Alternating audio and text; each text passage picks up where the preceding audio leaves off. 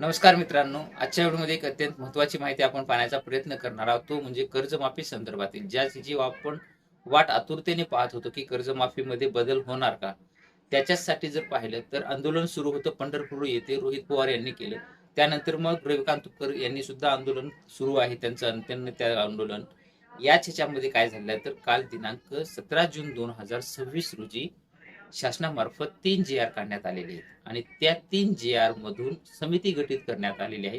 एक समिती आहे ओ-टी-एस आणि त्याच्या संदर्भात जे काही बँकांनी वाटाघाटी करायची आहे त्याच्या संदर्भातील एक समिती आहे. त्यानंतर मग दुसरी एक समिती आहे आणि महत्त्वाची जी काही समिती आहे आपल्याला ती आहे, जी काही कर्जमाफीचे मार्गदर्शक सूचना आहेत त्याच्यामध्ये बदल करण्यासाठीची एक समिती गठीत केलेली आहे. त्या समितीमध्ये कोण कोण आहेत, कशा पद्धतीचं काम केलं जाणार आहे, सविस्तर आजच्या व्हिडिओमध्ये आपण माहिती पाहणार आहोत. चला तर व्हिडिओ संपूर्ण पहा आणि तुमच्या मित्रपरिवारांना सुद्धा शेअर करा.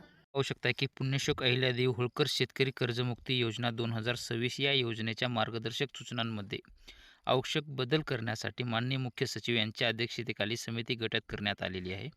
त्याच्यासाठी 17 जून 2026 रोजी हा जी-आर करण्यात आलेला आहे. याच्यामध्ये मोठ्या प्रमाणामध्ये ज्या काही अडचणी किंवा आंदोलनं करण्यात येत होते पंढरपूर येथे म्हणा रोहित पवार यांचं किंवा आता सुरू असलेलं कांत तुपकर यांचं सुद्धा आंदोलन आहे. याच्याच अनुषंगानं हे मोठ्या प्रमाणामध्ये शासनाने याची दखल घेऊन सूचनांमध्ये बदल करण्यासाठी विभागाशी समन्वय साधण्यासाठी माननीय मुख्य सचिव यांच्या अध्यक्षतेखाली ही समिती गठीत करण्यात आलेली आहे. मुख्य सचिव हे अध्यक्ष असणार आहेत. मुख्यमंत्री आणि त्यांचे आर्थिक सल्लागार म्हणजे जे काही मुख्य कार्यकारी अधिकारी मित्र हे परदेशी ज्यांची समिती जी काही त्यांनी संपूर्ण कर्जमाफीसाठी बैठक ऑलरेडी संपूर्ण त्याचं ही केलेली होती. त्याच्यात त्यांचे हे सदस्य आहेत. अप्पर मुख्य सचिव हे सदस्य आहेत. अशा पद्धतीचे हे सदस्य सचिव, सहकार आयुक्त, निबंधक हे सुद्धा आहेत. त्यासाठी दुसरी समिती गठीत करण्यात आलेली आहे. आणखी त्या अनुषंगानं अप्पर मुख्य सचिव वित्त यांच्या अध्यक्षतेखाली समिती गठीत करण्यात आलेली आहे. हे कशा संदर्भातील आहे तर ती सुद्धा 17 जून 2026 रोजी गठीत करण्यात आलेली आहे. याच्यामध्ये काय केलं जाणार आहे ते ज्या बँकेमध्ये राष्ट्रीयकृत बँका असतील किंवा खाजगी बँका असतील किंवा ग्रामीण बँकाकडे शेतकऱ्यांच्या पीक कर्ज किंवा पुनर्गठित अनुत्पादित कर्जांचा म्हणजेच NPA अकाउंट जे आहेत ते कर्जमुक्ती किंवा एक वेळ समझोता OTS लाभ देत असताना त्यांच्याकडून कोणत्या तारखेपर्यंतच्या खतावणीची शिल्लक जे काही लेजर बॅलन्स असतं ते निश्चित केलेल्या टक्केवारीप्रमाणे बँकासोबत वाटाघाटी करून सूट द्यावयाच्या रकमेमध्ये प्रमाण निश्चिती करण्यासाठीची ही समिती आहे. तिसरी समिती जी आहे ती योजनेसाठी मंत्रिमंडळ उपसमिती गठीत करण्याबाबतची आहे. हा पण 17 जून 2026 रोजीच गठीत करण्यात आलेली आहे.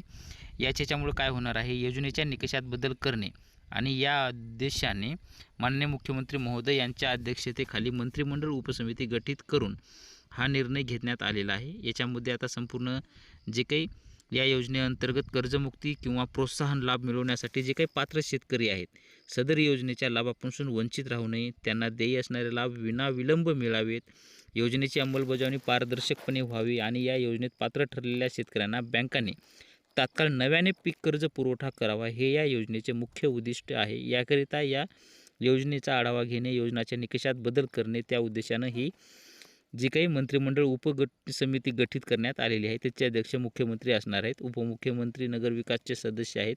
अशा पद्धतीनं बाकीचे सहकार मंत्रीसुद्धा सदस्य आहेत आणि प्रधान सचिव सहकार हे सदस्याचे सचिव असणार आहेत.